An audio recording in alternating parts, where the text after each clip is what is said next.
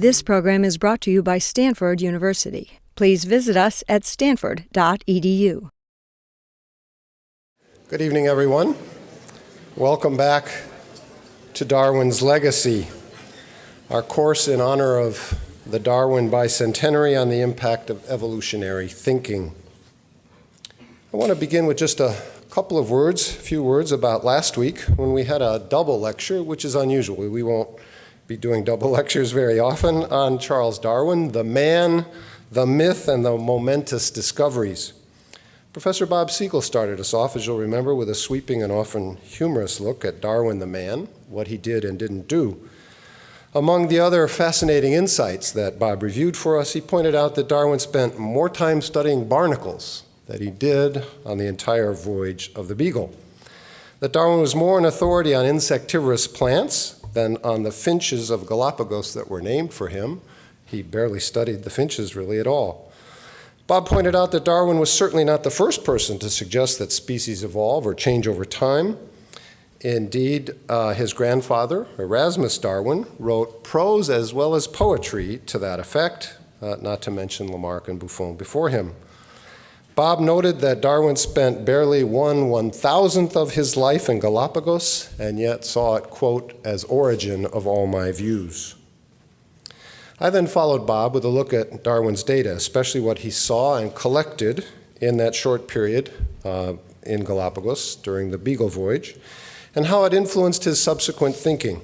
I argued that Darwin was a creationist the full length of the Beagle voyage, and while he did appreciate the differences he saw in some species, notably the mockingbirds of the different islands of Galapagos, he concluded, quote, I suspect they must be only varieties and not the endemic species that we know them to be today.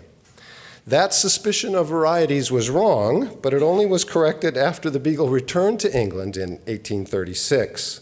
In 1837, British ornithologist John Gould persuaded Darwin that the mockingbirds were indeed distinct species, as were the 13 species of finches we looked at last time, all new to zoology. Thomas Bell confirmed that the tortoises were really endemic to Galapagos and not brought by pirates, as Darwin had thought. And Joseph Hooker confirmed that Darwin's land plant species from Galapagos varied by island. Hence, it was the Galapagos that convinced Darwin of evolution, and he drew up the first tree of life in 1837. Another year passed before he read Malthus, as we said last week, and came up with the idea of natural selection from the struggle for existence. And we said last time that Darwin then left us with two indelible messages. First, organisms on Earth were not separately created, but all had evolved or descended with modification from one common source. Secondly, natural selection, the preservation of features by virtue of their survival and reproductive advantage, was the main but not exclusive means in that modification. When Darwin told his friends about the idea of natural selection, one of them, the biologist Thomas Henry Huxley, remarked famously how extremely stupid not to have thought of that. Tonight we turn to the social repercussions of Darwin's discovery of evolution by natural selection, and particularly to the tension with religion in the creation-evolution controversy.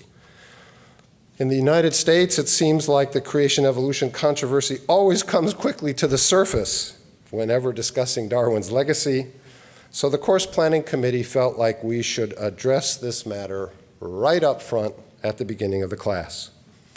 So I'm very pleased to introduce tonight Dr. Eugenie Scott, author of our course book, The Evolution versus Creation, an Introduction, who is a leading authority and researcher on this topic. Since 1987, Dr. Scott has been the executive director of the National Center for Science Education, NCSE, a pro-evolution nonprofit dedicated to science education and has members in every state. You probably know NCSE from its lovely bumper stickers, which you see all over Palo Alto. Evolutionists do it with increasing complexity. Or honk, if you understand the theory of punctuated equilibrium. We'll be talking about that with Niles Eldredge, to be sure. Dr. Scott holds a PhD in biological anthropology from the University of Missouri, where her research was in medical anthropology and skeletal biology. She's taught at the University of Kentucky, the University of Colorado, and has received a slew of honorary Doctor of Science degrees from McGill, Ohio State, and many other universities. In April of this year, 2008, she was awarded the University of California San Francisco Medal, their highest honor. She's not only author of Our Reading, but she's also the co-editor with Glenn Branch of Not in Our Classrooms, Why Intelligent Design is Wrong for Our Schools. She served as chair of the Ethics Committee of the American Anthropological Association, as president of the American Association of Physical Anthropologists, and has chaired both the anthropology and education sections of the AAAS, the American Association for the Advancement of Science. Scott is nationally recognized as a proponent of church-state separation and serves on the National Advisory Council of Americans United for the Separation of Church and State and the American Civil Liberties Union. She has consulted with the National Academy of Sciences, several state departments of education, and legal staffs in both the United States and Australia. I thought it would be instructive to mention one of my personal favorites of her long list of publications. It's called Countering Creationism with Drive-By Science, published in the General Anthropology newsletter in the fall of 2006. In it, Dr. Scott focuses on the special problem of discussing evolution when creationism comes up with a neighbor over the back fence, at a cocktail party, or in the checkout line at the grocery store. I especially like 3 lessons from her paper that I thought would be fun to share. Genie, I try to use them myself most of the time. Number 1, focus on evolution as the proposition of common ancestry, the statement that organisms are related by descent in one grand system. Forget esoteric definitions like evolution is a change in gene frequency in populations. People don't understand gene frequencies. We hardly understand what a gene is. Second, ask questions in such a context. Try not to expound at length on what you think. Why do you think giraffes have the same number of neck bones we have, you might ask? Why do you think we have a coccyx? That's a tailbone. One that I've found works pretty well. Why do you think we have so many back problems? And a real conversation provoker is, why do males have nipples? Any of those will start a conversation that is going to be more interesting than simply expounding. And thirdly, be prepared for the theory question. People will say, oh, evolution, that's just a theory. To which Genie says one should reply, yes, just like gravity is a theory. She urges us to think of evolution as an explanation and to avoid entirely the word fact. When your neighbor hears you call evolution a fact, they will think to themselves, dogmatic scientist. Say instead, says Genie, we accept it as an explanation for the unity and diversity of life. Focus on explanation rather than fact. Anyone with such clear practical sense on such a difficult subject is someone we should listen to and learn from. Please join me in welcoming Dr. Eugenie Scott.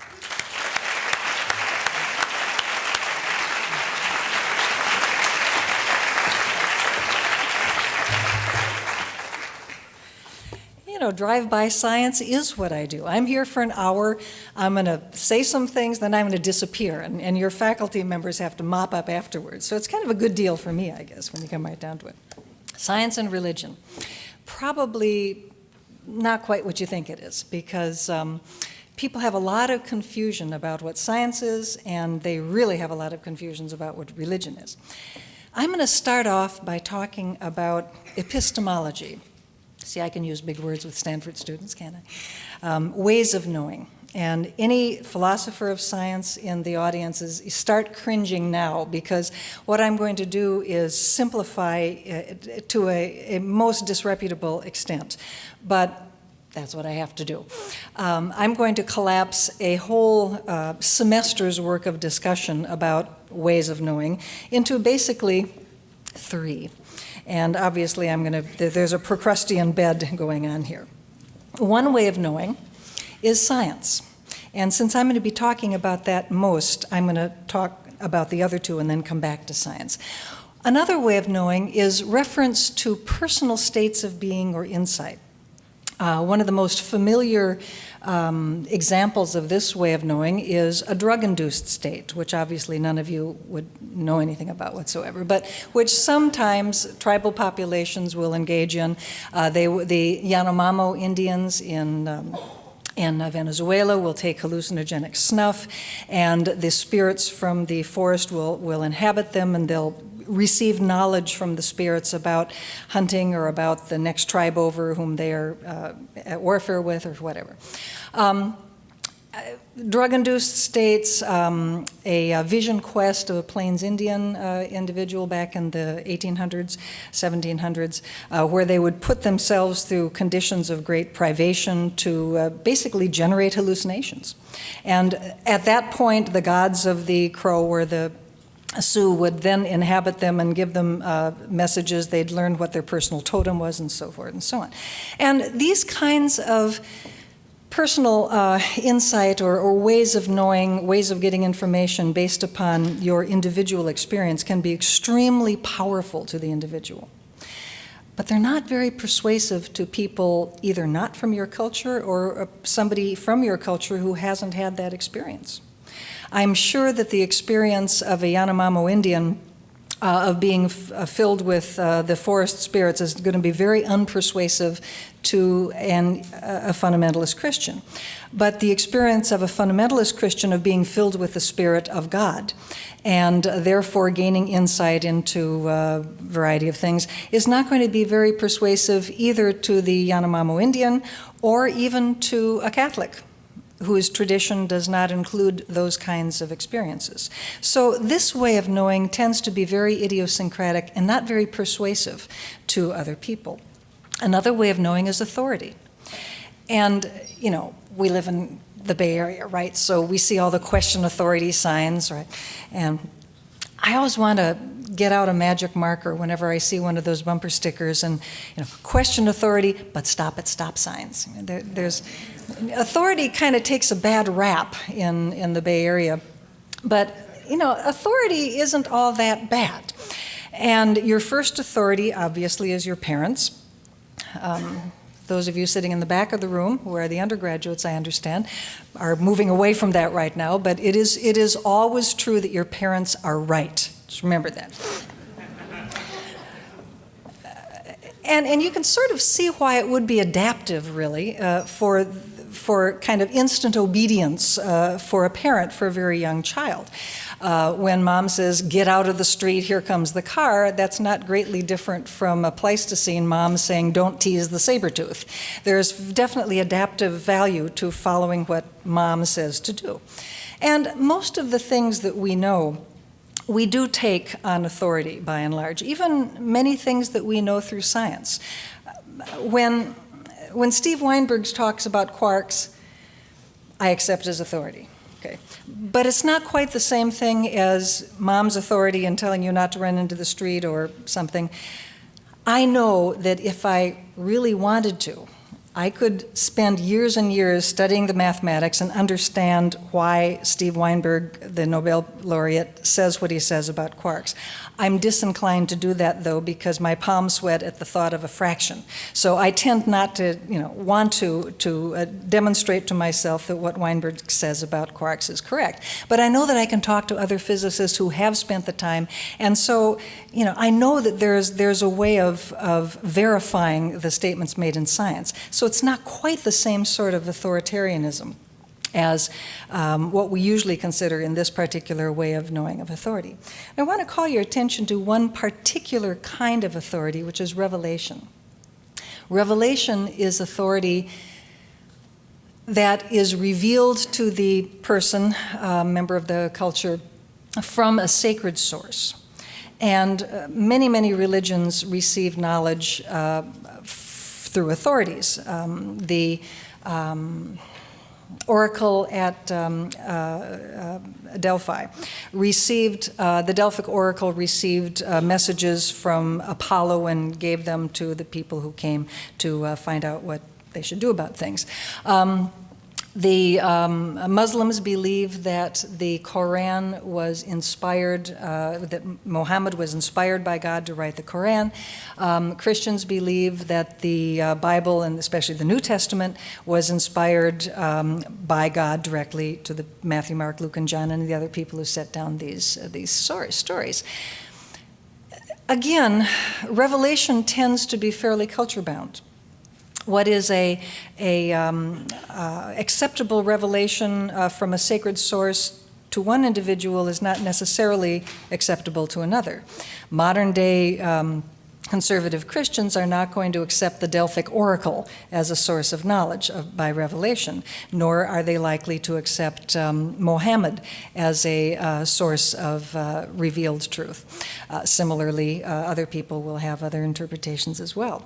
So the problem with personal states of knowledge or insight or authoritarian ways of knowing is that they tend not to be persuasive to others. I want to talk now about science, because science is, and I'm tossing logic in here, and yes, logic is really separate from science, but science uses logic, and I'm simplifying, so that's, think logic as well as science. Let me talk a little bit about what science is.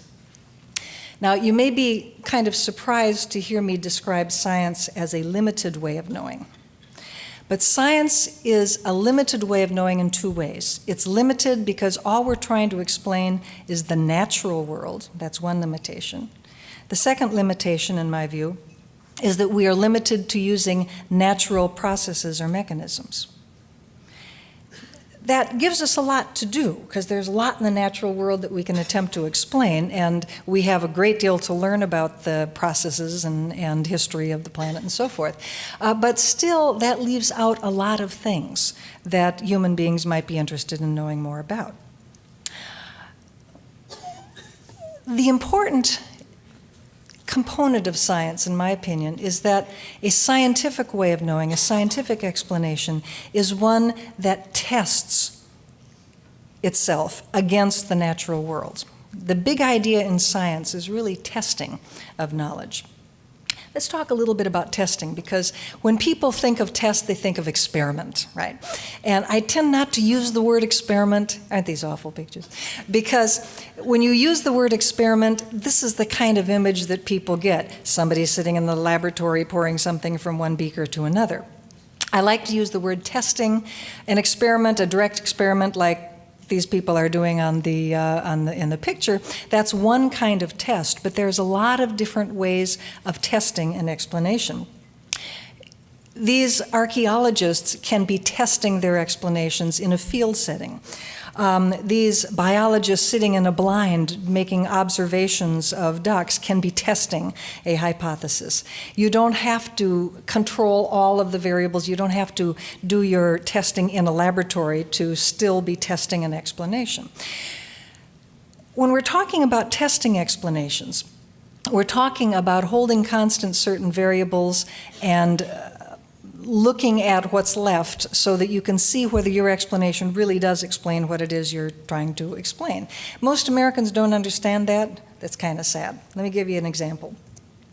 Every 2 years, the National Research Board publishes a booklet called Science and Engineering Indicators. And they ask, it's a bunch of statistics about science and engineering, and there's also a chapter, it's the only one I ever read, about understanding of science. What is the American understanding of various scientific concepts, and also understanding of science as a way of knowing, of the methodology of science. And unfortunately, only about a third of Americans get the nature of science right. The correct answer is that science has to do with the testing of explanations or systematic comparison or experimentation. People often understand a concept but yet can't exactly recall a definition, so the good folks at the National Research Board have tried to help folks out by giving them an example. And here's the example. It has to do with testing a blood pressure medicine. And you have a blood pressure medicine, you want to know if it's efficacious. One way of testing it would be to give the drug to 1,000 people and then measure how many have decreased blood pressure. A second way, give the drug to 500 people with high blood pressure, don't give the drug to another 500 people with high blood pressure, and then measure to see how many have lowered blood pressure. Okay, boys and girls, how many of you think that statement number 1 is a good scientific test? Oh, you're cautious, aren't you? How many think that statement number 2 is a better way of testing it? Well, congratulations, because you did better than 43% of your fellow citizens. Each of whom I will call to your attention has 1 vote, just like you, but that's another issue. Yeah, we don't really understand the idea of testing. Let's talk a little bit about testing, because, like I say, Americans don't really have the idea of testing explanations. To me, one of the most important components of science is being able to ask, is there another explanation? Let's say that you have a friend who is a dowser. He claims that he can find water using a forked stick. He's holding his dowsing rod there. He claims that there are mystical forces that come from the water up through the dowsing rod, which he can feel, and therefore he can find water. A lot of people think that you can find water using a forked stick, or maybe some people can find water. Do you think this man will find water?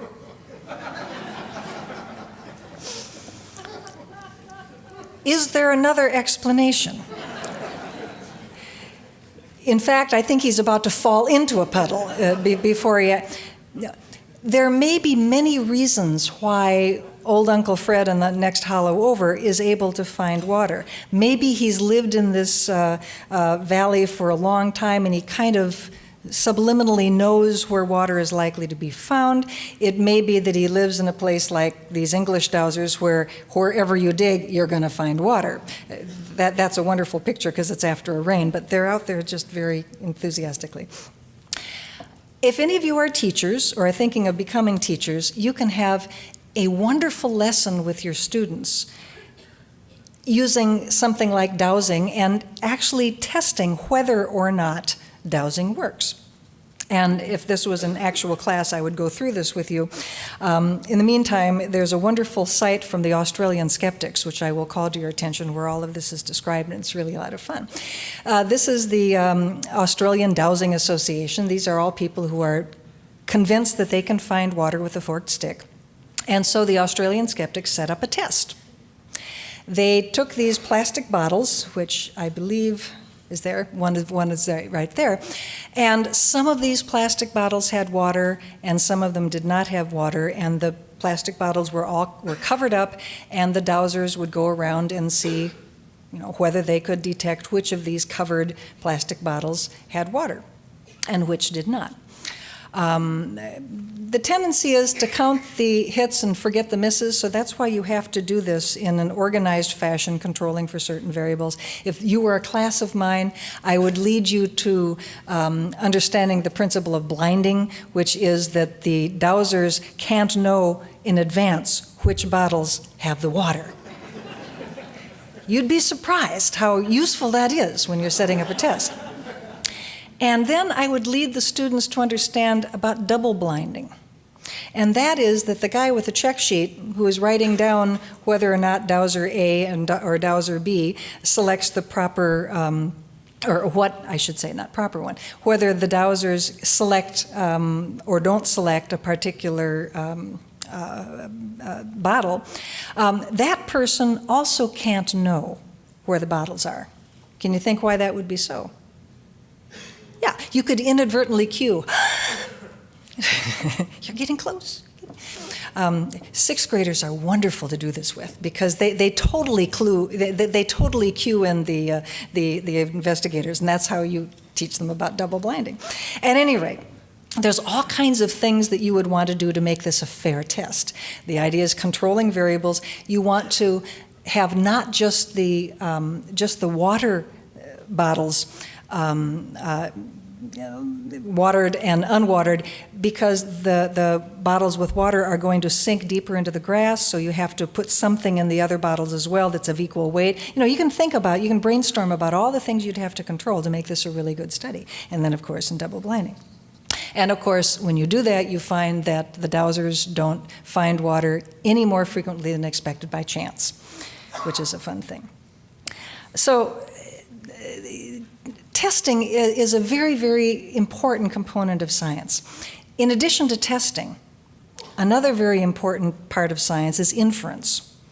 And I want to talk about inference because people kind of look at inference as if it's a lower form of science, so to speak. Ken Ham, the Australian actually, who runs Answers in Genesis, an important creationist ministry in northern Kentucky, has a mantra that he teaches students to say to their teachers, "Were you there?" The idea being that unless you are directly observing something, well, you're just making an inference, and inferences are a lower form of science. Actually, all really good science is done through inference, and you use inference all the time. Let us take an example. Here is a picture. This picture shows a number of things. It shows a highway, it shows a highway department stripe, it shows a cow pie, it shows a tire track. Now let me break this down for you a little bit because it's kind of hard to see in that picture. There's the road, there's the cow pie, there's the highway department stripe, there is more cow pie, and then there is a tire track on top of the cow pie. Now, were you there? Well, no. We weren't there to see this event happen that produced this particular interesting layering, but we can use logical inference. We can use observations and logical inference from those observations to come up with a pretty reasonable explanation for how this sequence of items got to be there in this particular order. Now, you might hypothesize, well, first of all, how many of you think the tire track came first? That's the beginning of inference, right? Obviously, the road came first, because that's on the bottom. This is the same principle that geologists use when they're interpreting something like the Tapeats Formation in Grand Canyon. In geology, there's a principle called superposition, which is the stuff on the bottom is older than the stuff on top. That is an inference. Nobody was there to observe the Tapeats sandstone being laid down. But you can make a very logical inference about which are the older strata and the younger strata, unless you have some very good reasons not to. So you would come up with, I think, a fairly reasonable explanation. Now, in science, you always want to ask, is there another explanation? Well, possibly, yes. Well, maybe an astronaut from outer space came in. Maybe an extraterrestrial came in and arranged the cow pie and the stripes and the tire track as we see them. Well, that's possible. I mean, after all, maybe not Marvin the Martian, but an extraterrestrial would at least be a material cause, right? This is a you know, if extraterrestrials exist, then they are creatures of matter and energy. And if an extraterrestrial came down to produce this sequence, then we might assume that there'd be some evidence of this. And there is no evidence of this, and it's much less likely that an astronaut came in to make this display than you just had a really lazy highway department who, when they came and striped the road, didn't bother scraping off the cow pie, but just striped right on over it and proceeded on down the road. Another equally reasonable hypothesis would be it was an inobservant highway striping car, but either lazy or inobservant, much more likely than an extraterrestrial who came from a civilization we don't even know about, very, very far away with technology that we can't dream of, very unlikely. What about Thor? Maybe Thor came in and built this sequence. Well, you know, we can't test that. Because the nice thing about being a god is that you are all-powerful. And Thor could have come in and arranged the cow pie and the stripes exactly like we see them and leave no evidence whatsoever, because gods, of course, are immortal and omnipotent, and they wouldn't have to leave the tracks of the spaceship, for example, like a material producer would. So we don't use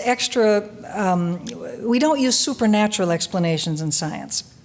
We don't use supernatural explanations because there's no way that we can hold constant a supernatural power.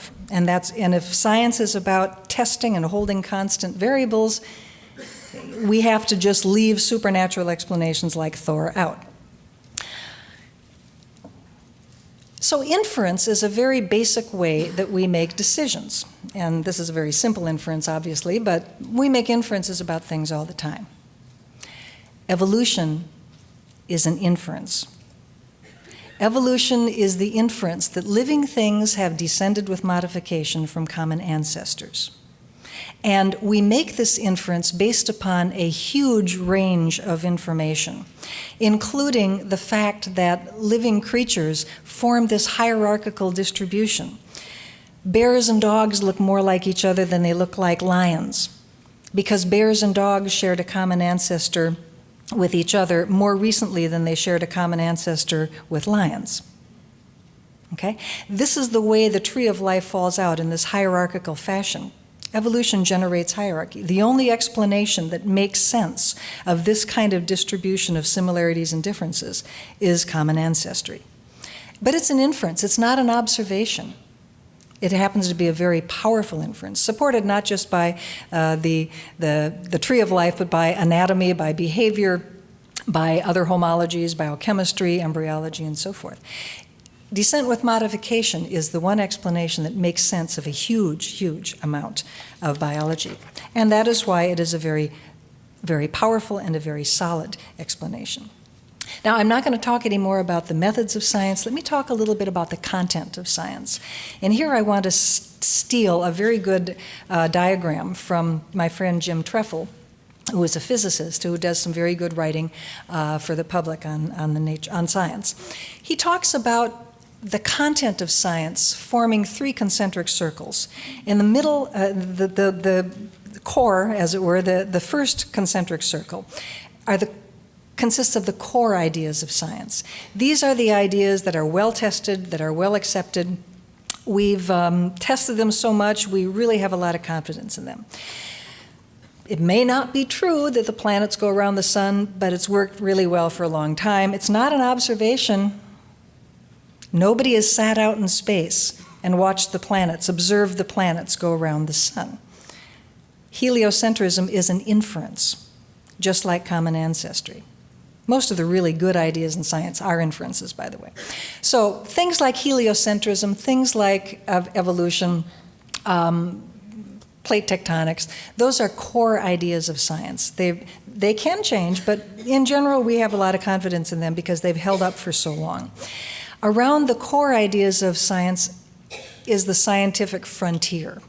Now, the scientists at Stanford and other universities and in biotech firms and engineering firms around the country, they are the ones making the discoveries. They are the ones working, where they work is on the frontier of science. And some of these frontier ideas that they are testing and evaluating will go into the core. Many of them, most of them will not. You have a whole lot more ideas than you have good ideas, unfortunately. And it takes a lot to really establish one of these core ideas of science. Jim Treffel also talks about the fringe as being the ideas that are really out there that professional scientists really aren't spending any time on. And this is the realm of pseudoscience, creation science, and so forth would fit into the fringe area of science. Occasionally a fringe idea becomes a frontier idea, becomes a core idea, but not very often. There's a reason why fringe ideas are fringe. It's because they don't help us understand nature, and that's why scientists don't spend any time on them. When we look at evolution, the big idea of evolution is, of course, this idea of common descent, common ancestry. We also look at two other components of evolution in evolutionary biology: the mechanisms or factors of effecting, bringing about evolution, natural selection being the most important one, but there's other factors as well. And we also look at the patterns that evolution takes, how the tree of life has branched through time. There's a little thing on birdie evolution there. Common ancestry is a core idea of science.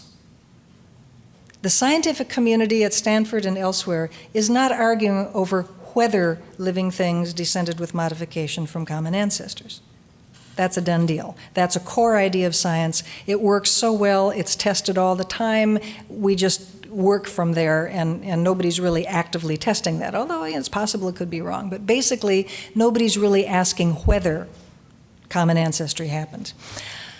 The patterns and process of evolution, that's the frontier areas of science. The reason I make this distinction is that it's a useful one in dealing with a lot of the anti-evolution sentiments that we find in our country today. Many creationists will look at arguments among scientists about the process of evolution or the patterns of evolution and treat them as if they are arguments against the core idea of evolution of common ancestry. This is a category error. Actually, one of the things that you'll be doing in this class, I suspect, is looking at the evidence that Darwin had for common ancestry. That's his big idea. The evidence that Darwin assembled for natural selection, which was his prime mechanism of evolution, two different ideas here. Darwin didn't know very much about the fossil record. The fossil record was not nearly as well known in his day as it is in our day. And to demonstrate common ancestry requires a completely different set of data and observations and theory than to demonstrate a mechanism of evolution. Think about that historically. Darwin was much more easily able to convince his contemporaries that common ancestry had taken place than he was able to convince them of the mechanism of natural selection. That took until the 20th century, until we knew more about heredity, before natural selection really made a lot of sense as the prime mover of evolution. So these are two conceptually different things, as is the fossil record, as is the pattern of evolution, which we construct independent of whether natural selection or some other mechanism caused it. It doesn't matter if you're trying to decide whether birds are dinosaurs, whether this was the result of natural selection or not. These are independent areas of study. And that is why creationists are on very thin ice when they are trying to claim that arguments among scientists about the pattern and process are really arguments among scientists, non-existent arguments among scientists about the big idea of evolution. Okay, let me talk a little bit about assumptions, because I've been stressing testing and inference, talked a little bit about the content of science. A lot of people don't think that science really has assumptions, but science does, just like religion does. But they're kind of different. By assumptions, I mean first principles, things that are just assumed in science and not actually tested themselves. We assume in science that there is an objective reality outside of the individual. I find this a philosophically really boring question myself. I don't really think I made you all up 5 minutes ago. I think you are really real. And I'm real. See? I'm real. A second assumption that we make is the universe operates according to regularities. That if today water is hydrogen and oxygen, tomorrow it'll be hydrogen and oxygen. Some of the physicists are saying, maybe this is not quite the case in the multiverse, but let's just stick with our own verse. Okay, let's just stick with our own universe. What we know so far is that it appears to be the case that the universe operates according to regularities. A third assumption that I think most scientists make is that human beings are capable of understanding those regularities. But I think we have to have a caveat here, because it may be that, as J.B.S. Haldane once said, the universe is queerer than we can understand. There may be things that we really cannot understand. And let me give you a little story to try to illustrate that. This is my goldfish. Actually, it isn't. It's one I stole Google Pictures, but whatever. Pretend this is my goldfish, and I have the world's most brilliant goldfish. This goldfish is so smart that when I come up to the tank, the fish will swim to the top of the tank to be fed. When my husband comes up to the tank, the fish ignores him because he never feeds the fish. Hey, for a goldfish, this is brilliance. This is an Einstein of goldfish, okay? Now, here we are in California. One day, 30,000 feet below the surface of my house, a wave of motion starts coming up through the rocks and goes into the basement of my house and causes the water to slosh out of the goldfish bowl. An earthquake is a perfectly natural event. But there's no way that my goldfish has got the neurons to understand an earthquake. Right? No matter if this is the Einstein of goldfish, nonetheless, a goldfish doesn't have the neurons to really understand what an earthquake is, no matter how brilliant. Maybe we are like the goldfish in some respects. Maybe there are things in our universe that we just don't have the neurons to understand. And maybe some of those things have been explained by human beings over time, since the Pleistocene, when we started developing culture. Maybe some of those things have been explained through mystical explanations or religious explanations. Possibly, like an earthquake, they have a natural explanation. Just something to think about. Now, I've asked you to think like a scientist. Now I want you to think like an anthropologist. We're going to talk about religion now. When you say religion to most Americans, this is what they think. They think about our country, and they think about Christianity. But I want you to think more like an anthropologist when I talk about religion. I want you to think not just about Christianity, even though that is the most common religion in the United States. I want you to think not even about the Middle Eastern monotheisms, Christianity, Judaism, and Islam. I want you to think not even about world religions, not even Shinto and Confucianism and Buddhism and so forth. I want you to think beyond. I want you to think about the broadest possible definition of religion that you have, which would include such things as tribal religions. I want you to think with me, what definition of religion can we come up with that would suit world religions, tribal religions, perhaps non-existent religions, religions that are not practiced anymore, ancient Maya, ancient Norse, whatever. What definition can we come up with that will encompass all of the different ways that human beings have referred to as religion? And we're going to walk through this because it is not an easy thing. I thought about it for a long time, and you may not agree with me. I would like to define religion as a set of rules and beliefs that people have about a non-material reality. And that picture is just because it's pretty. All of those things in that picture are material. Clouds, sky, sunlight. Those are all aspects of matter and energy. That's what we mean by the material world. Religion, to me, as an anthropologist, trying to find a definition that would suit everything from world religions to tribal religions. This definition, the one component that all religions seem to have in common is a concept of a reality other than the matter and energy reality in which we live. This can be in the Abrahamic faiths, heaven and hell. The ancient Norse had Valhalla. The Trobriand Islanders had the land, had where the ancestor spirits live. Something that could be experienced different from the world that we live in today. In some cases, it was visualized as a place, like the Elysian Fields of the Greeks. In some cases, it was visualized as something that was sort of parallel and possibly even interacting with the present world, the material world, but was unseen, and you had to use special rituals in order to access it, as in some animistic religions. What are the characteristics of religion, then? Well, belief in supernatural powers certainly is a common belief of religions. Not all, though. Not all. The belief that truth is revealed from these sacred sources. The Bible is considered a book of revealed truth, at least in part, by most Christians and Abrahamic faiths.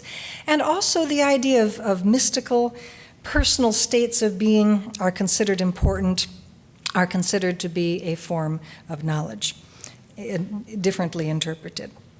Most religions have the idea of a sense of the sacred. In the Catholic communion, transubstantiation, the wine becomes the blood of Christ, the wafer becomes the body of Christ. Feelings of awe are common in religion, although what generates the awe is very definitely religion or culturally specific. And quite commonly, religion involves belief in an afterlife, but not all. Not all religions believe in an afterlife. Many religions have a component of ethics and morals to their components. Is it moral to kill? What is proper behavior within the group versus outside of the group, us versus them? How shall we treat one another? The tablets of Moses, the horrors of the Holocaust. Many times religion does pronounce on morals and ethics, but not all. There are human societies in which moral behavior, proper behavior, ethical behavior is determined by tradition rather than by revelation. So there's a lot of variation out there in how religion is worked out in different human societies. Let's do a little comparison between science and religion. I mentioned some of these things. I didn't actually mention the idea of logic and empirical evidence, but I would say yes. Many religions do include the world of the material world and logic as part of their knowledge as well as revelation. Obviously, the Catholic Church has had very long traditions for this. Revelation, obviously, that goes in the religion column. Mystical or personal states of being, certainly that would also be the case. Let's take a look at science for these same categories. Logical, empirical evidence, yes, that's common to both. Revelation, no. You do not get your paper published in Science magazine because you reported that you had this great dream the other night. You get your paper published in Science because you went out and tested the idea that came from that dream. So mystical and personal states of being and revelation are not considered part of science. Let's take a look at some other characteristics. Supernatural powers intervene in the world. Most religions believe that this is possible. Belief in a non-material world, well, that's my definition of religion, so yes, we'll say this is correct. Belief in spiritual beings, yes, this is certainly something that is common to religion. Remember, think beyond just the Abrahamic religions that you're most familiar with. Think anthropologically now. Science, well, science has to assume that supernatural powers don't intervene. But that's not the same thing as saying science rejects all possibilities of supernatural powers. Remember, the big idea of science is testing. The big idea of testing is holding constant certain variables. If you've got supernatural powers, you can't hold them constant, so you just have to set them aside. That's why I would say for this cell, under the science column, science just has to assume that supernatural powers aren't out there messing up the experiment. The two plots of corn grew about the same, not because God wanted them to, but because the fertilizer you put on the one really wasn't a very good fertilizer. The problem with using supernatural explanations is that any result of your experiment is compatible with the actions of God or the supernatural being. So we just have to leave it aside when we're talking about science. Belief in a non-material world, science doesn't have an opinion. Science, remember, is limited to studying the natural world and explaining it with natural processes. Belief in spiritual beings, similarly, science per se has no opinion in this matter. You'll get a very different point of view, by the way, when you come to hear Dan Dennett's talk.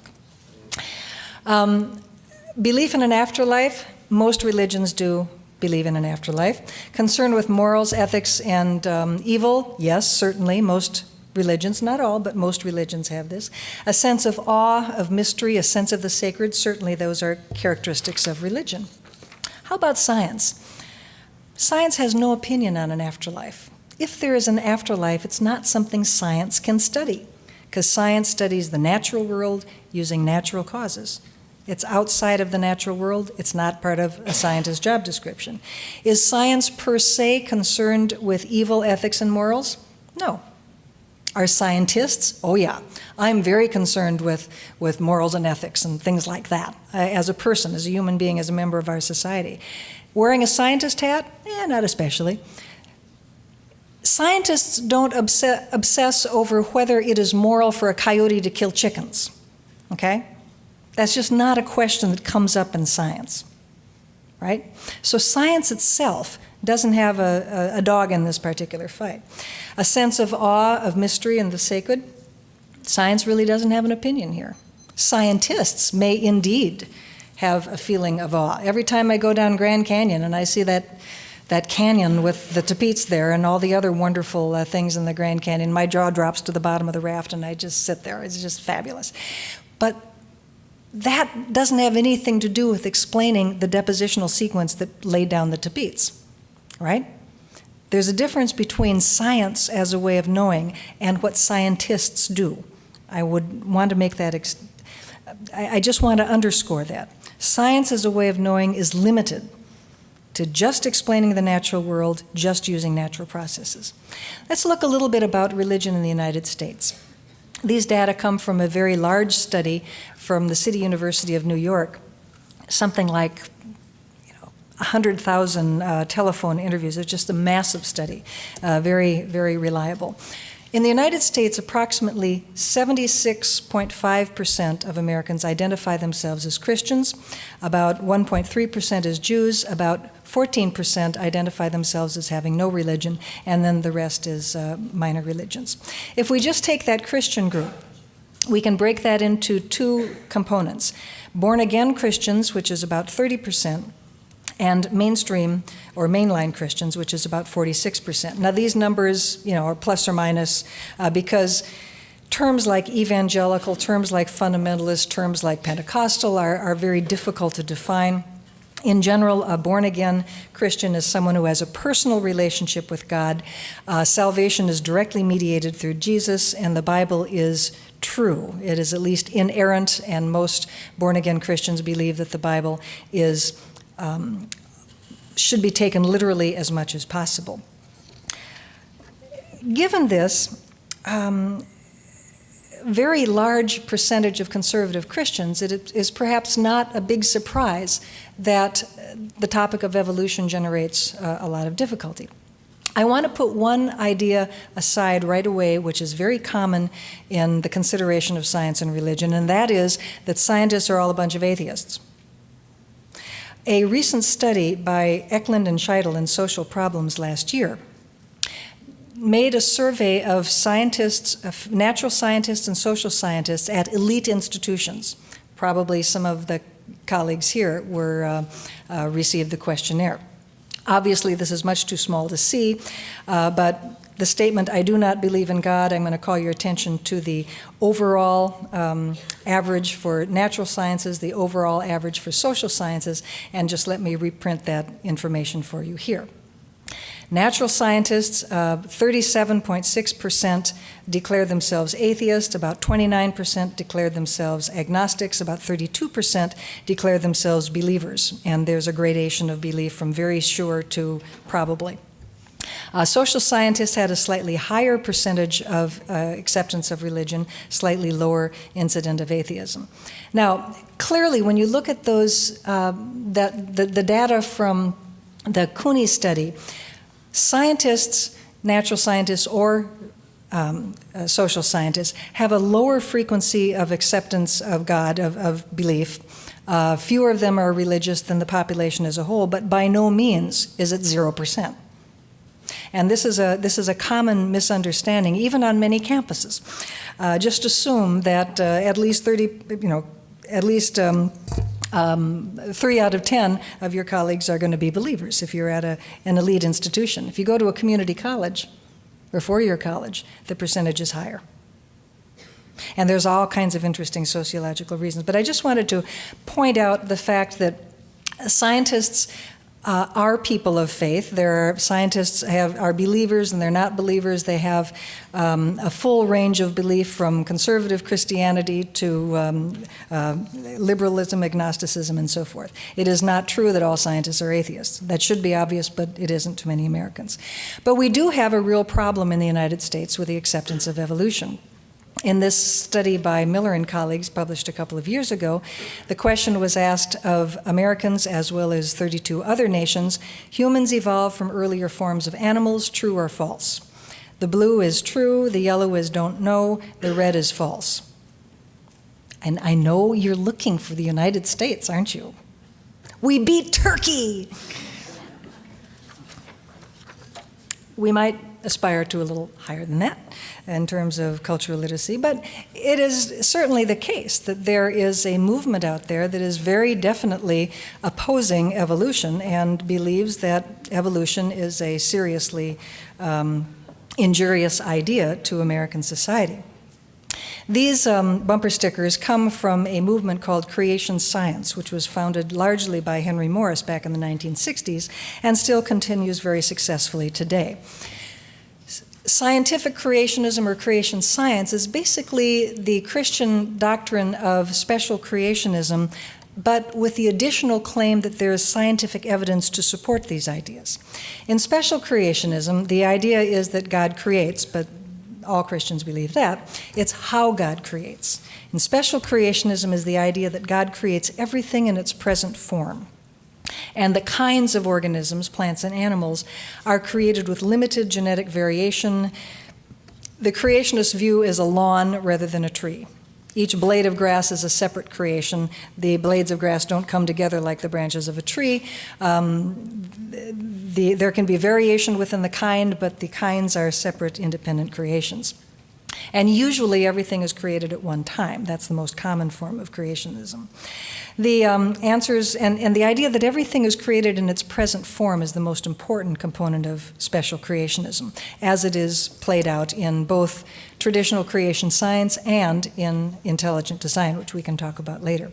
At the Answers in Genesis Museum in Florence, Kentucky, you can find a lot of evidence for this. They believe that every creature was created at the same time during the 6 creation days of Genesis. Therefore, extinct animals like dinosaurs and mammoths coexisted with human beings. Noah's flood was an actual historical event, and all of the land animals, 7 pairs of each clean kind and 5 pairs of each unclean kind, were present on the ark and taken care of by Noah and his family. There they are tending the sauropods and the moose and adjacent cases. If you go to the museum, you can have your picture taken on this adorable little baby triceratops. Well, I'm not here to talk about creation science, although it's a wonderful topic. In my book, which you have been inflicted with, there are lots of references, and the website talkorigins.org is a very good place to go for scientific refutations of some of these creationist claims. But it is no secret that the creation science and, to a large degree, the intelligent design proponents look at the creation and evolution controversy as a dichotomy, that there is either good guy Christian creationists or bad guy evolution atheists. The truth is actually more complicated. It is not a dichotomy, it is a continuum. And we're going to look at the continuum very quickly. There's much more information on this in your books.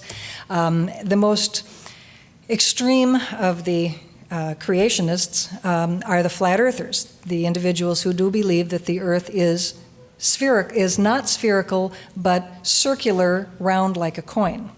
There's some Bible passages that you can pursue in the textbook. And people always say, oh, come on, there aren't really any flat earthers anymore. But here's the New York Times obituary for Charles Johnson, who was, in fact, the head of the International Flat Earth Research Association. In addition to flat earthers, you have geocentrists, who are a somewhat more numerous group of biblical literalists. Marshall Hall is one example. He has published a number of books, has an interesting website, which you can visit. Russell Humphreys, who works for the Institute for Creation Research, Henry Morris's old shop, has what is not presented as a geocentric view, but in effect is, in the sense that he views the universe as this huge, huge sphere, which is surrounded by a thin layer of water, the water above the firmament, as it says in the Bible. And so the galaxies are all inside, and of course we are one of the galaxies. That makes it more or less a geocentric universe.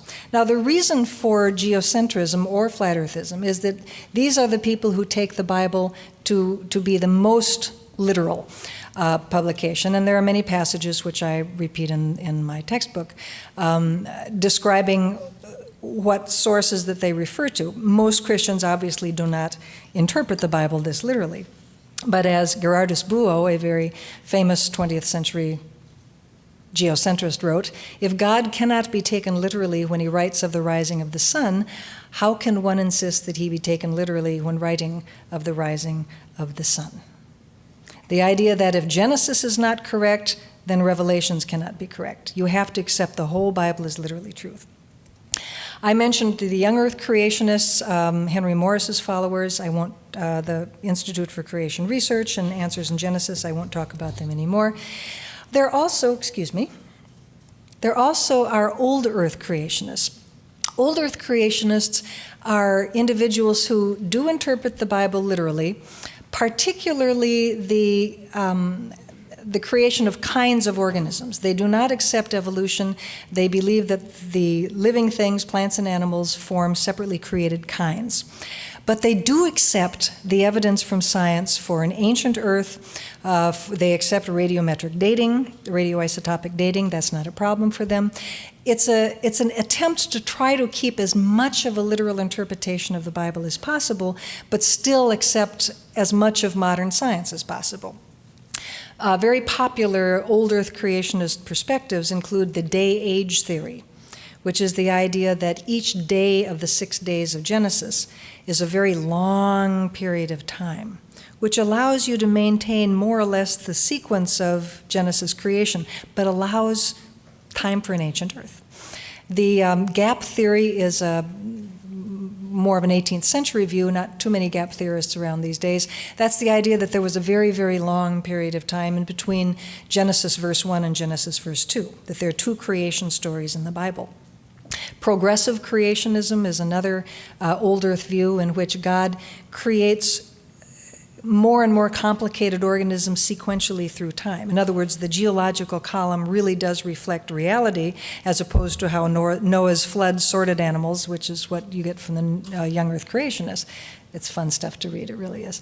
But the idea of progressive creationism is that God, creates sequentially through time.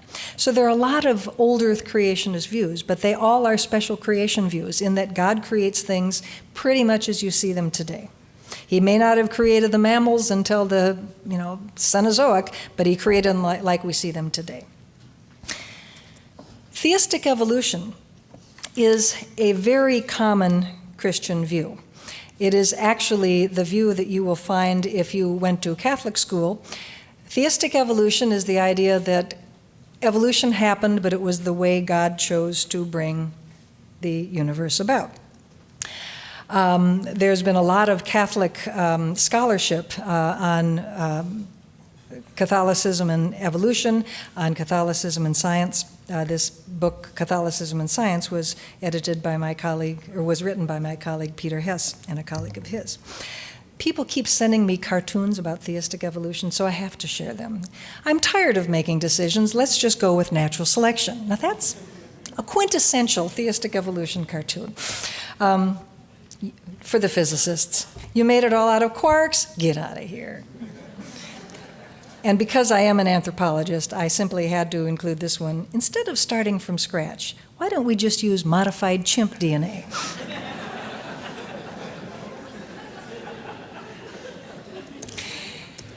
The National Center for Science Education has a little book called Voices for Evolution, which you can get, and you can also go to our website and get all this information online.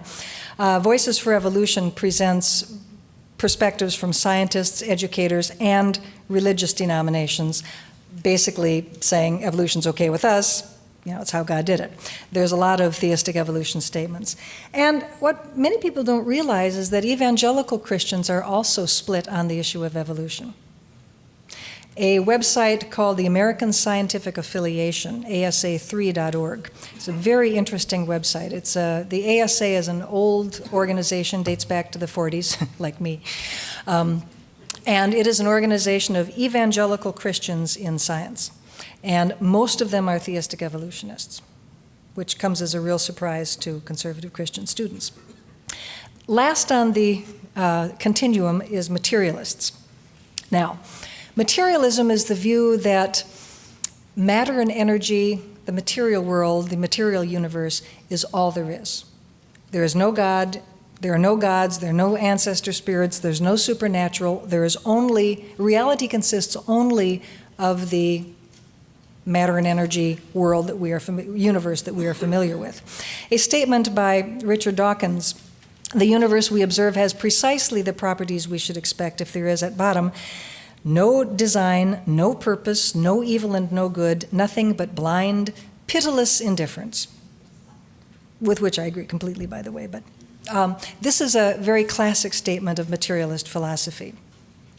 Now, I want to spend a little time on this idea of materialism because there are two ways that this word is used, and creationists often conflate the two, which creates a great deal of confusion in the understanding of evolution. In science, we talk about something called methodological materialism or methodological naturalism. This is that little rule that I mentioned, that we restrict ourselves to natural causes. And it's not because all scientists are atheists, because I showed you they weren't. We restrict ourselves to natural causes because it works, and because natural causes are the only kind we can control, that we can only hold constant. So we restrict ourselves to natural causes. We are methodological naturalists because it works. Why mess with a good thing? But also because it keeps us honest. You know, if we allow ourselves, as the intelligent design proponents want us to do, to say, origin of life, man, that is a really, really, really tough problem. God did it. If we allow ourselves to do that and stop looking for a natural cause, we will never find it. That's only logical. So we set aside supernatural cause and just muddle along best we can with natural causes, and that's called methodological materialism.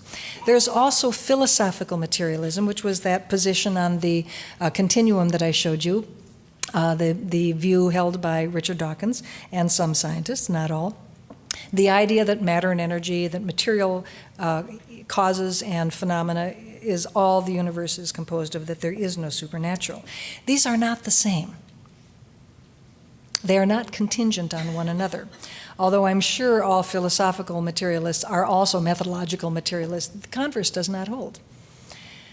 My favorite example would be Gregor Mendel. Gregor Mendel was a methodological materialist. He figured out the rules of heredity by using methodological naturalism, and he obviously was not a philosophical materialist, right? So one can be a methodological naturalist wearing one's scientist hat, so to speak, but one doesn't have to be one wearing one's religious or philosophical position.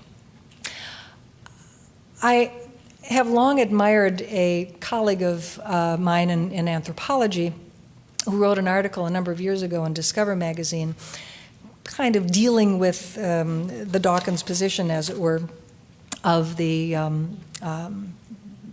primacy, I should say, of philosophical materialism. He wrote, "Many scientists are atheists or agnostics who want to believe that the natural world they study is all there is. And being only human, they try to persuade themselves that science gives them grounds for that belief. It's an honorable belief, but it isn't a research finding."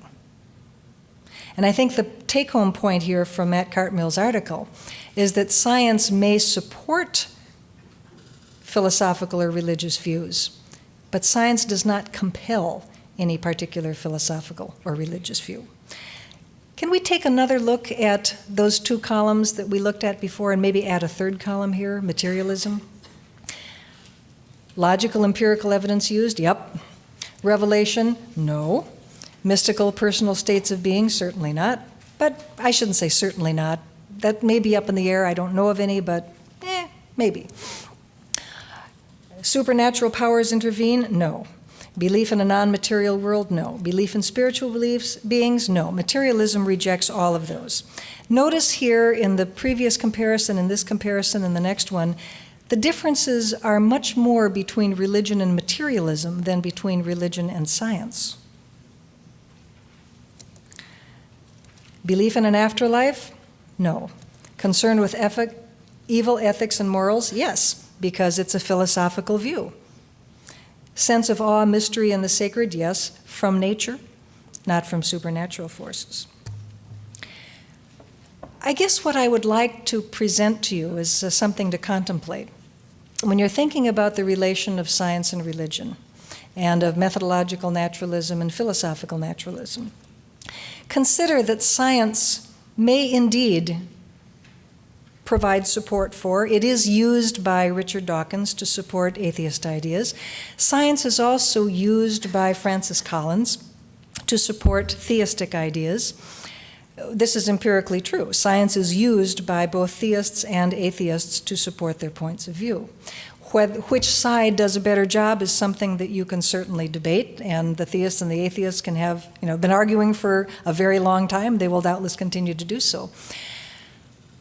I would like to leave science out of it. I would like people to understand that science is a very important and useful way of knowing that is very rich in the ideas and the discoveries that it produces, has produced and will produce, and indeed, like any other strong cultural institution, will be seized by ideologues to promote their point of view, whether those are atheist ideologues or theistic ideologues. Science is an incredibly powerful cultural component, and science is drawn into these culture wars.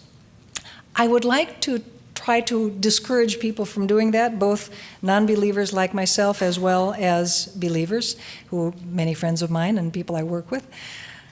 What I'd like people to do is understand that science doesn't compel Richard Dawkins' view, nor does it compel Francis Collins' view. It does not compel an atheistic view, nor does it compel a theistic point of view. It's a rich body of knowledge and information that people are going to use, but don't claim that science only supports your perspective. There are two general ways that science and religion can interact. The Henry Morris way, where religion determines the science. As Henry Morris says, the Word of God must take first priority and secondly, the observed facts of nature. Or the arrow can go the other way around, such as in Jack Haught's God After Darwin and many other publications of him, as well as many other Christian theologians, who view science as a source of insight for religion. Most modern Christian theologians believe that a coherent theology must reflect what we know of the natural world. This is not a new idea. This occurred right after Darwin wrote On the Origin of Species. In fact, within a decade or so, the Anglican Church was writing things like, well, if indeed the scientists say that there was a long, long period of time before human beings came on the planet, that there was this long period of animal evolution before human beings showed up, then I guess we have to rethink the concept of original sin, because Adam and Eve could not have brought death into the world by sinning. Okay? So the idea that science can inform religion is a very powerful one, and is very different from the relationship that religion determines science. Science, I think, can usefully correspond with religion. You've been very patient, and I've gone a little bit longer than I should have. The National Center for Science Education is ncseweb.org, and my colleagues Eric Mickle, Susan Spath, Glenn Branch, Louise Mead, Peter Hess. Louise is our education outreach person, Peter is our faith outreach person, Josh Rosenau and I are trying to figure out the creation and evolution controversy and how to keep evolution in the schools. And we would encourage you to visit our site and even encourage you to join. And for the students, we even have a Facebook page. So there we are, we're up with the swells. And the old lady even has an avatar, so come and see us. Thank you so much for coming, for inviting me to be part of your class.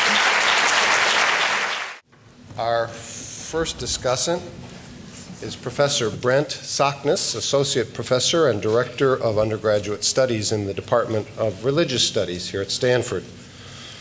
Brent holds his MA in Religious Studies and a PhD in Theology from the University of Chicago and specializes in modern Western religious thought.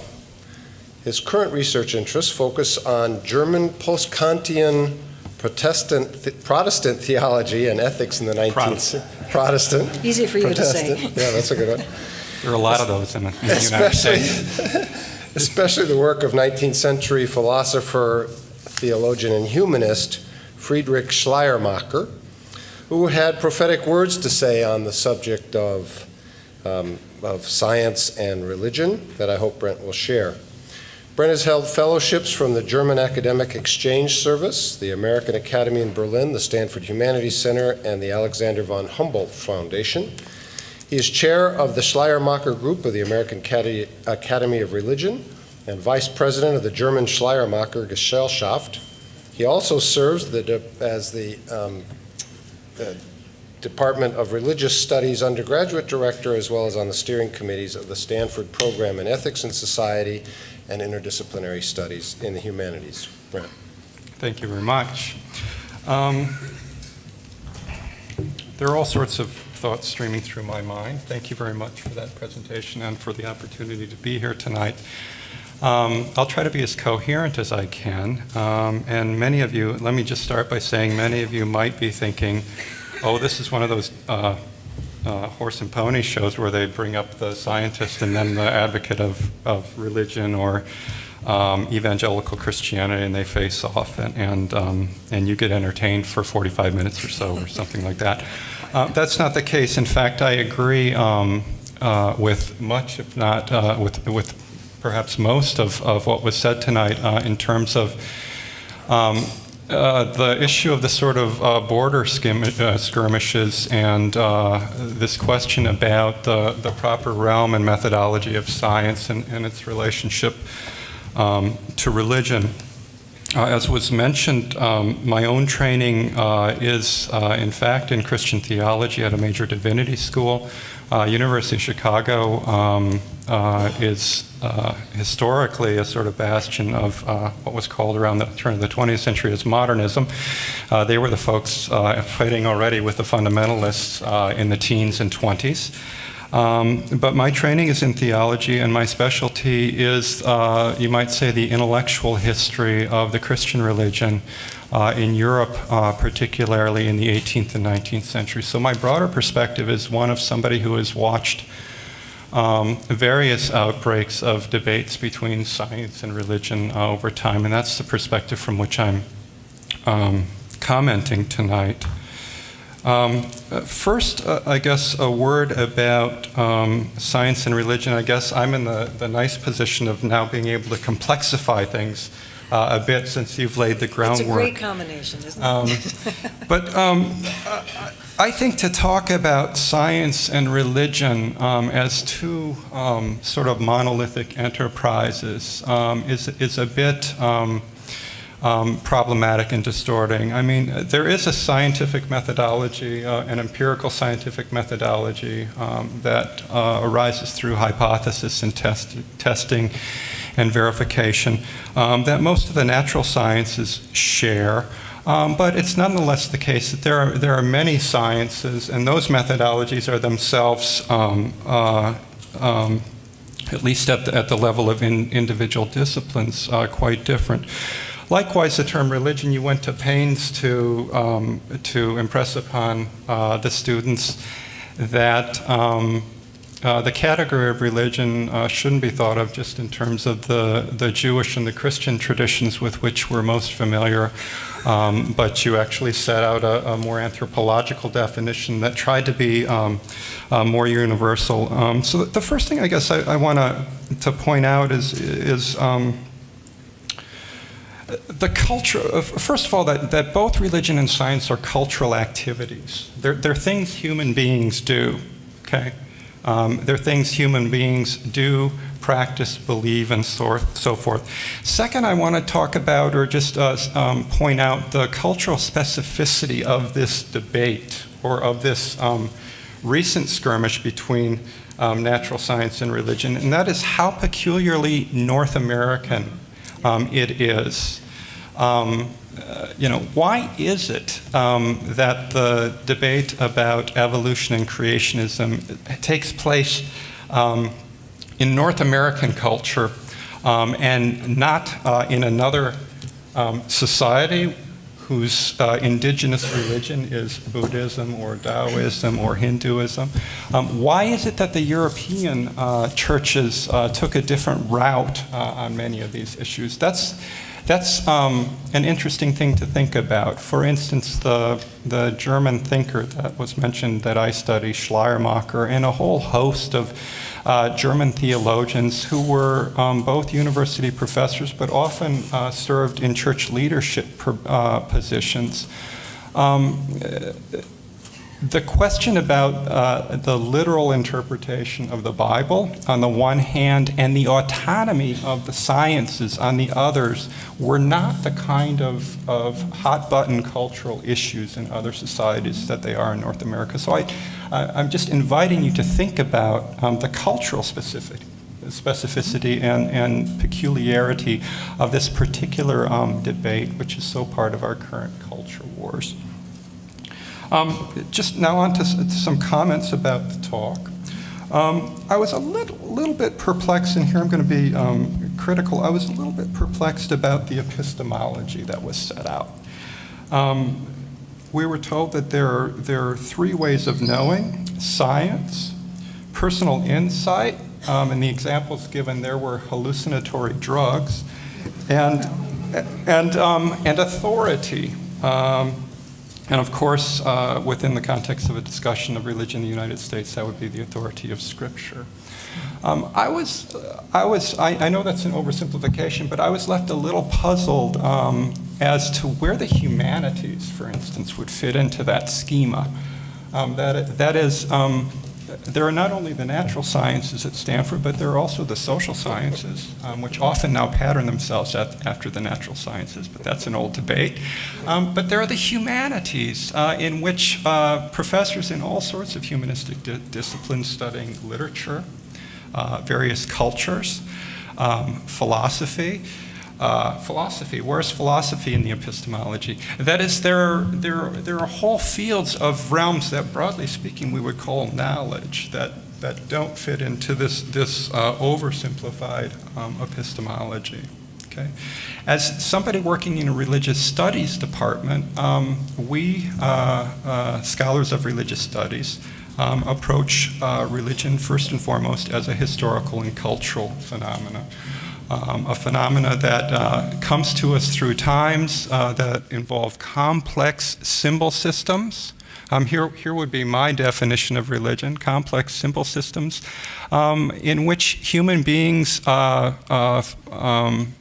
construct a picture, an image of the way things are, and they use that picture image to orient themselves in life. So there's ethical components, there are symbolic components, but it's highly symbolic activity. It involves rituals and practices as well as beliefs. I think, again, speaking as a religious studies scholar, in these debates about science and religion, we tend to over-intellectualize the religious side of things, okay, and understand that the you might say the springs of religion are not always a matter of holding whether there's a God or not, or whether this non-material spirit exists or not. Those are all as if they're treating religious objects as if they're just another set of empirical objects or everyday objects, but of a supersensible or supernatural sort. That's not quite the way in which most scholars of religion think about religions as cultural phenomenon.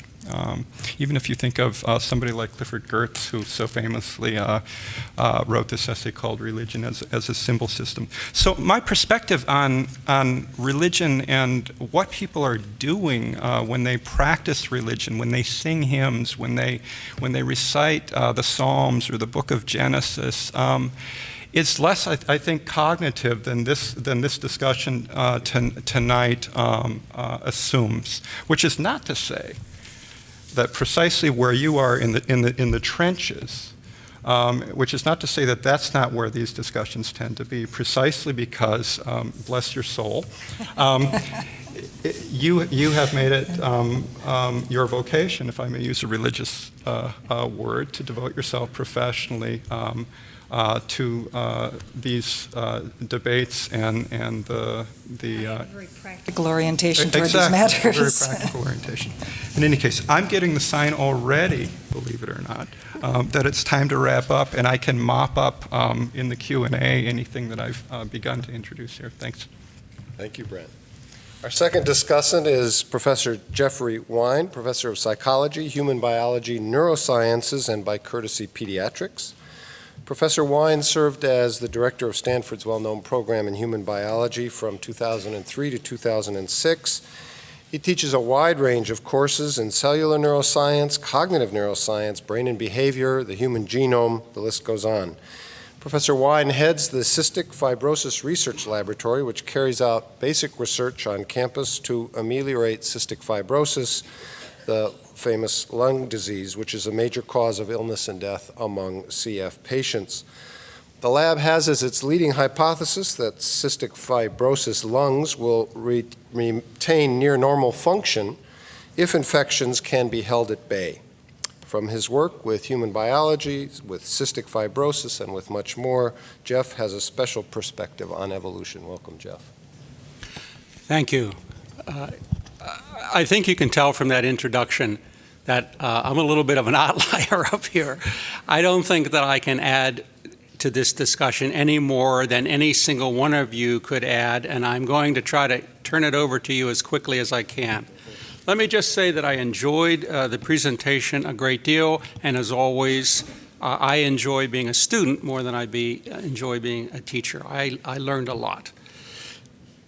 Something that you said is what I would like to, was going through my mind the whole time you were speaking, and that is, why are we here? Why is it necessary to have this kind of conversation in the 21st century? So science is in fact, I would argue that science is in fact a monolithic discipline, because whether you're an anthropologist or somebody pipetting, you have these fundamental tools that you were talking about. You have a fundamental process, and that process has brought forth unprecedented power. There's never been anything remotely like it. Science builds on itself continuously, continues to grow, and the result of that has been an unbelievable enrichment of material facts. So now, when we look at one another, we not only just see a person and their face, but we now know that you have a genome and a proteome. We know that there are billions of nerve cells in your brain, and we know a great deal about how they're interconnected and how they give rise to your mind. As a result of this, there is an ever-growing asymmetry between the information that the sciences bring to the table and the rather dusty and tired and repetitive explanations that have been brought forth by the alternate approach to understanding the world. Given that, why is it that magical thinking is not diminishing in the United States? Some people think it is. Steven Weinberg wrote an article recently in the New York Review of Books in which he felt that he's finding fewer and fewer people who have that outlook. But I don't see that, and I don't think the statistics bear that out, and I think your job would be a lot easier if that were true. So I ask this question to everyone because I don't have an answer. But I do think an answer is important. Because by its definition, faith is not susceptible to argument. That's why we try to confine it, I think, to very personal spheres where it can serve people, can serve individuals in crucial ways. And if you talk to Francis Collins, he will tell you that he finds his faith enormously comforting and feels sorry for those of us who don't have that degree of comfort. And it's a powerful argument, and I do sometimes envy him. But when faith comes outside of the personal sphere, when you have faith-based medicine, or faith-based foreign policy, or faith-based economics, then an appropriate, then I think you can see the trouble that one gets into. That I'll conclude. Thank you. Those of you who are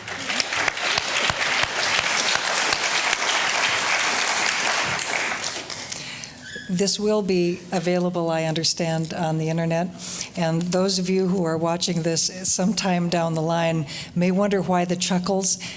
This is the day that the stock market fell over 700 points, so hence the appreciative comment here. I get asked two questions pretty regularly on talk radio call-in shows. And one of them is perhaps the most annoying, and that is, if man evolved from monkeys, why are there still monkeys? And you just sort of don't know where to begin with that one. But the second one is the question you asked, Brent, which is why is this happening here and not other places?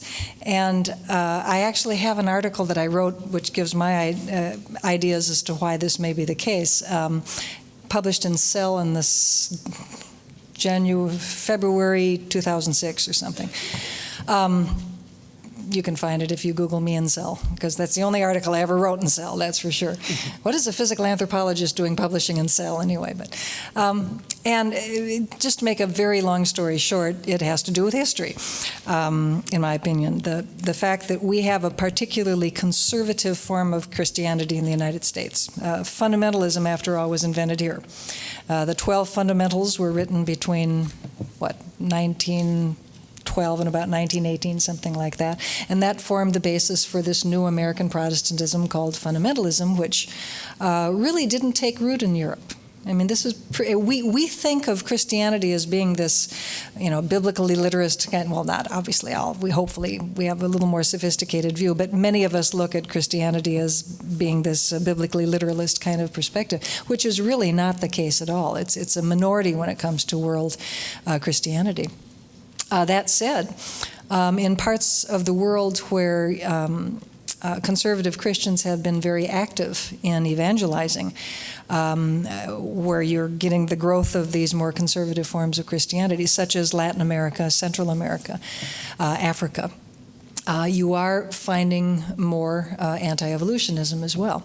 The former Soviet Union republics and the Soviet Union itself is having something of a religious revival. And in the Soviet Union, it's not quite so much in the last 2 or 3 years, but previously there was a lot of missionizing by conservative Christians. So we may be seeing more anti-evolution outside the United States, but like so many things, history and culture explain so much of what's going on here.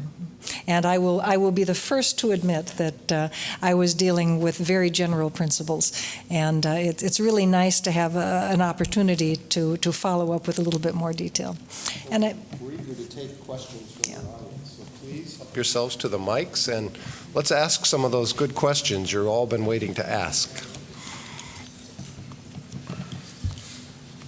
Sir. All right, so my question has to do with the burden of proof in terms of a non-material reality. And it seems to me if there's a non-material reality that has influence on the material reality through such as a meddling God in our human affairs, then it seems that the burden of proof is on the theists and the non-materialists.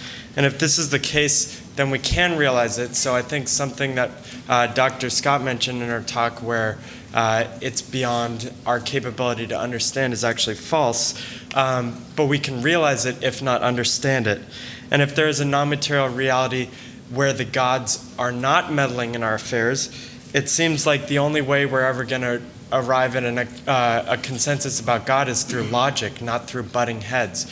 And so either way, in the worst case for materialists, it seems like the debate is woefully unsettled by the non-materialists. And so what's your take on that? There was a question. No, yeah, it's fine, no. Again, I would just refer you to the many, many forms that religious belief can take, even within Christianity. I know conservative Christians who are absolutely certain there is a God because they have experienced God. Now, that's not going to be persuasive to me as a materialist. I have not experienced God in the sense that they have. It is really a physiological reaction that they describe, this feeling of oneness with God. I've never experienced that. It's not persuasive to me. As a materialist, as a humanist, I would probably look for a different explanation. I would probably look for a physiological explanation, for that feeling that that person experienced, that they are interpreting as being touched by God. There are other Christians who don't believe God interferes with the natural world, who believe for theological reasons God should not be, there should be an economy of miracles, as they refer to it in theological circles, that they don't want God, a miracle being defined as a breaking of God's created law, so to speak, like rising from the dead and so forth, that there should be an absolute minimum of that because more for theological reasons than for anything else. And, we don't really have time to go into them. But it has to do with the responsibility humans have to God to obey God. If God is sort of playing dice out there, it's very difficult to live in a contingent universe and know what God wants. So therefore, God doesn't interfere. So there's a lot of, theology out there. And it's very difficult to take any one attack, like Dawkins' attack, and which you summarized very nicely, I think, and claim that this will take care of all religious beliefs. So, after having spent an hour really simplifying things for you, my reaction is it's a lot more complicated than that. Make a comment about that and put on my theological hat, if I may use that T word in this audience. I'm concerned about dichotomizations. The idea that there are scientifically minded people, and that the only perspective from which to address the God question might be a personal experience or a divine revelation.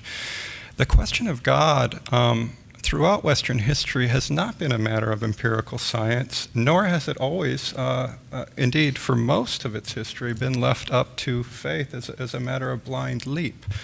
The question of God in the Western philosophical tradition has always been a metaphysical question. And metaphysics has a different logic to it than empirical scientific questions. So you can even find today philosophers who aren't themselves particularly pious Christians who debate the question of the reality of God. Okay? So what I would like to, I guess my big contribution to this discussion is to fill in some of this huge gap in the center that stands between scientific logic and rationality, or scientism, to put, if it's philosophical scientism we're talking about, a philosophical position, and the notion that the alternative to that is, the de facto alternative is just faith understood as a sort of leap into the unknown, or a hallucination, or some other supernatural, or a supernatural revelation. Just like the cutting up the pie of epistemology is too simple when it's a matter of personal insight. Okay, we all have all sorts of personal insights daily that guide our lives. It's more complicated than that. Science as a monolith, and then authority, okay, which we moderns rebel against.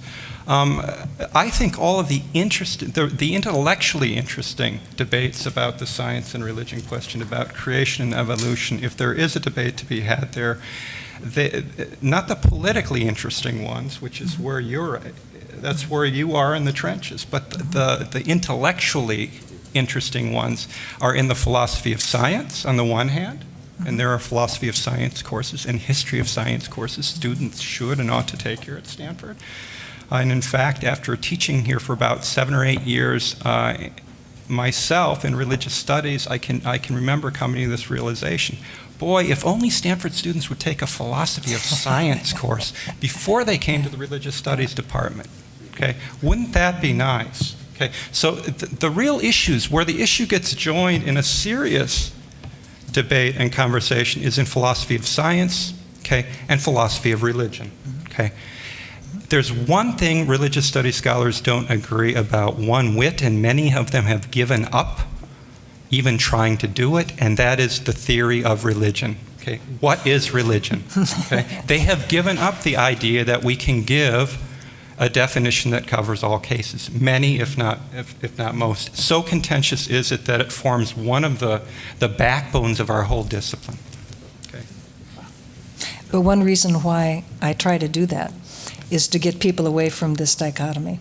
And Dan Dennett's going to come and talk, and his views are very different.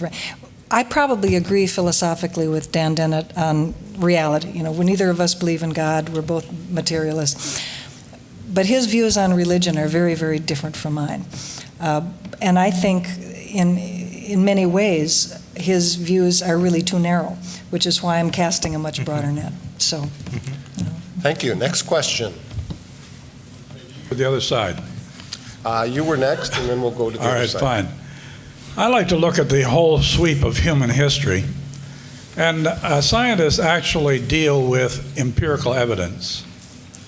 And if you look at the period of time that humans existed, even without a voice, our voice, at least the genetic material change in our voice box, is dated at least between 60 and 100,000 years ago. 60,000 to 100,000 years ago.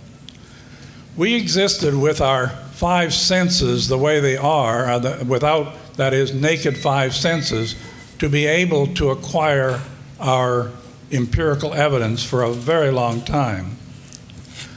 And if you look at the accumulation of evidence in modern science, it had to wait until we could extend our 5 senses beyond the natural limitations. There was a time with the ancient Greeks when we had a start at using our philosophy and our abilities in mathematics and logic. But modern religions, Christian religions in the West in particular, threw a blanket over that kind of information gathering. And it was the propensity of religion and the accumulation of power until the Middle Ages, and we eventually got around to having the religious wars that did that, did some destruction or construction at that point. But I'd like all of you to think, and I have thought about this a long time, that we have scientific thinking and we have mythological thinking. Seems to me that mythological thinking is a result of not having empirical evidence to answer the questions that we have to have empirical evidence for knowledge about them. So our five senses were able to collect empirical evidence up until of all of the practical things we do. But when we go beyond our 5 senses, or when we need additional information to have empirical evidence that go beyond our 5 senses that are limited, that's when we have modern science, and that's when the God of the gaps begin to disappear, and that's where we are at the present time, trying to see the difference between mythological thinking and scientific thinking. And so the question is, well, the question is, have you thought about this model, and does it ring true to any one of you? It doesn't ring completely true to me, because I don't think there is this sharp dichotomy between what you call mythic, or I would maybe call you call it mythological, I would think of it as mythic thinking versus empiric thinking, because all societies of human beings use a mixture. If you are a Brazilian rainforest Indian, you know that the wind blew the roof off your house. Okay, that's empirically obvious. The wind came, it blew the roof off the house. But what's important is who sent the wind, and it was one of the witches from the next village. So you have a combination of both empirical thinking, observational. We couldn't survive as organisms on the planet if we weren't able to take in information from our environment. So that goes back, to early hominids. And I think the mythic kinds of thinking gives meaning to lives and culture. And in anthropology, the word myth is not a pejorative, because myths are actually more important than science. I mean, in the anthropological sense, a myth is an idea that encapsulates something that's very important to a culture, and they are transmitted usually by oral culture. But even in the United States, in Western culture, we have our own myths, which we Horatio Alger is a myth, believe me. Anyway. Next question here. Speak up, it'll come up. They'll bring it up. Okay. Dr. Scott, at the end of your talk, when you're talking about trying to just basically keep science out of the argument, I think that's kind of where you were going. You said science does not compel atheism. I don't really get how that works. It seems like science does compel atheism. The important thing is the verb. It's compel atheism. If you look at science the way I look at it, which is as a limited way of knowing, we're stuck with methodological naturalism. It's the only kind of explanations we can use are natural ones, because those are the only ones we can test. If that's the case, then we have to leave the supernatural aside if we're evaluating something scientifically. Just like we can say to Henry Morris, you can't say science, proves there is a God, or proves that the earth was created in 6 days. We also can't say that science proves there is no God. I should make something clear, because I think I might have just been confusing there, and I don't mean to be. When a religious view makes a fact claim, like Grand Canyon was laid down by Noah's flood, that is a fact claim. You're on science's turf, and we can refute that religious claim. If somebody makes the claim that, well, all those layers in the Grand Canyon, 4,000 feet of strata, really just were laid down by God just to make it look like it's very ancient, that's not a scientific statement. You can't test that, because any omnipotent supernatural force can do anything you want. There is no outcome of a test that is incompatible with the actions of a supernatural force, so you just have to leave it out. Now, as a materialist, I find those kinds of explanations very unrewarding. I much prefer a scientific explanation. But I also understand that nobody really believes in God because they want to know how Grand Canyon was formed, right? Religion has a whole lot more roles to play than explaining the natural world. But if you want to explain the natural world, we win. Science is really the way to do it. Beats revelation all the heck. Over here now. Dr. Scott, I wonder if you could address 2 points of what I perceive to be points of tension between science and religion. One is common ancestry, and the other is origin of life. With respect to common ancestry, at least in common parlance, I haven't read too much since I'm only on the second lesson here, common ancestry seems to mean single ancestor or a single organism, which is the common ancestor. I think Professor Durham in his introduction actually used that phrase. However, last week we had Lynn Rothschild, I believe was her name, who was positing that perhaps in as many as 300 or almost 300 places in the universe, the conditions were sufficient to support life. And if conditions in other parts of the universe are sufficient to cause life, why couldn't there have been more than one place on Earth, which is quite hospitable to life, which may have provided the environments for multiple ancestors, so to speak, for multiple branches of life?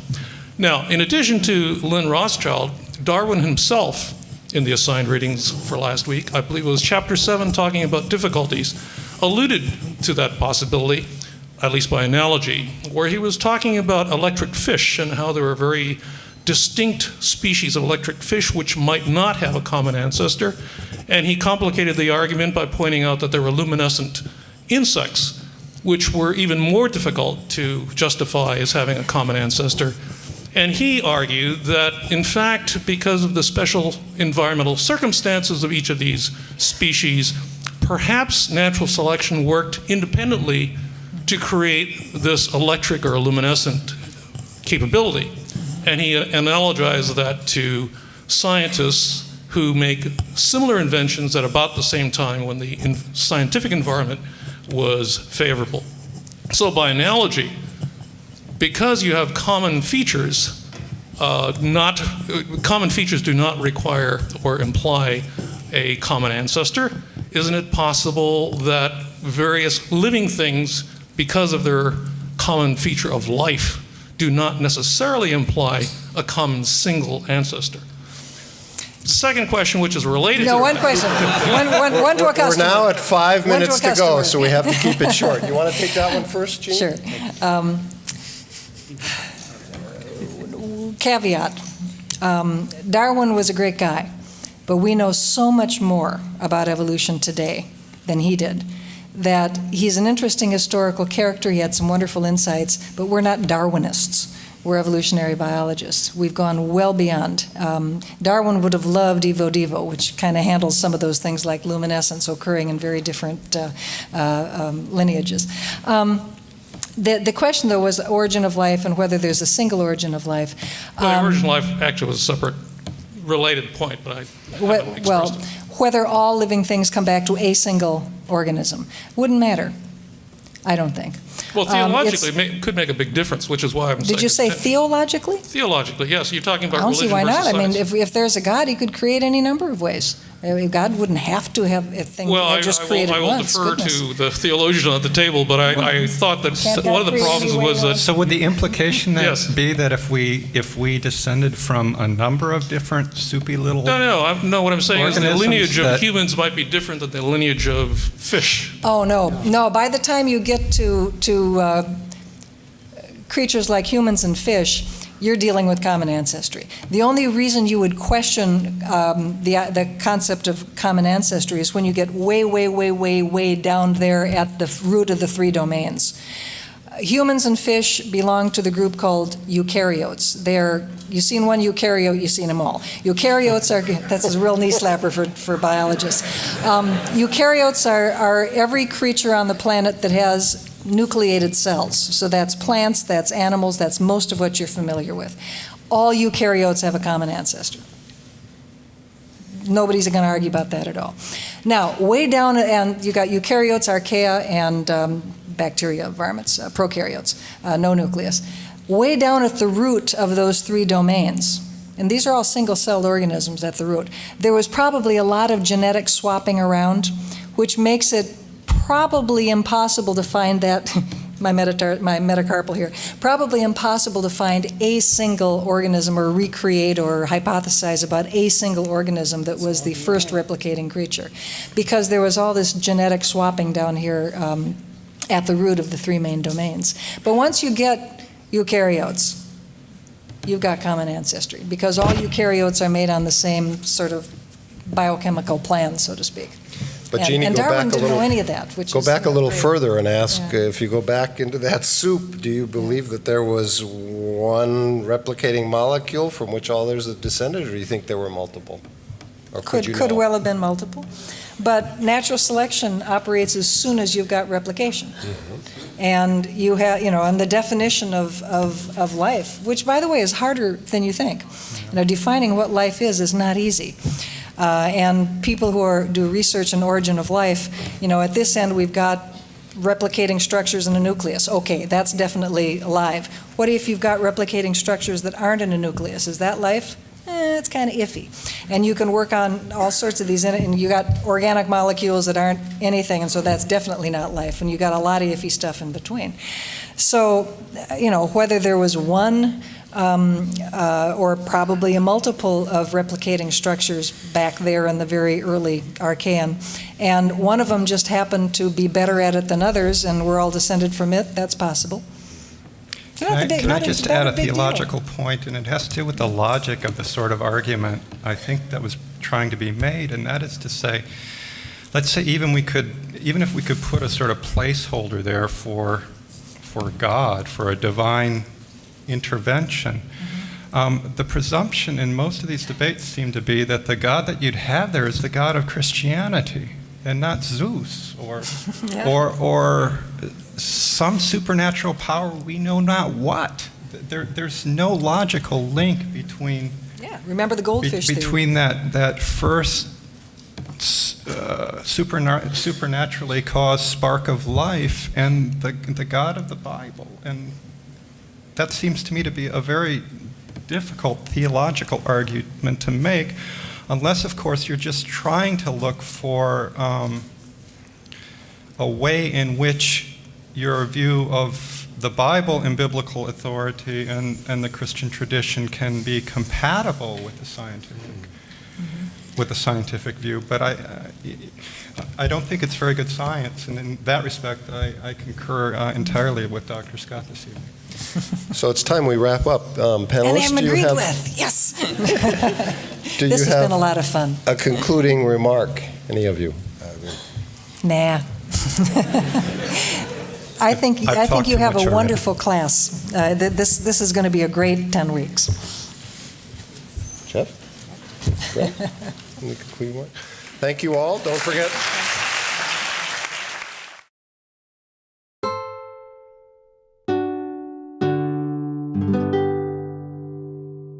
The preceding program is copyrighted by Stanford University. Please visit us at stanford.edu.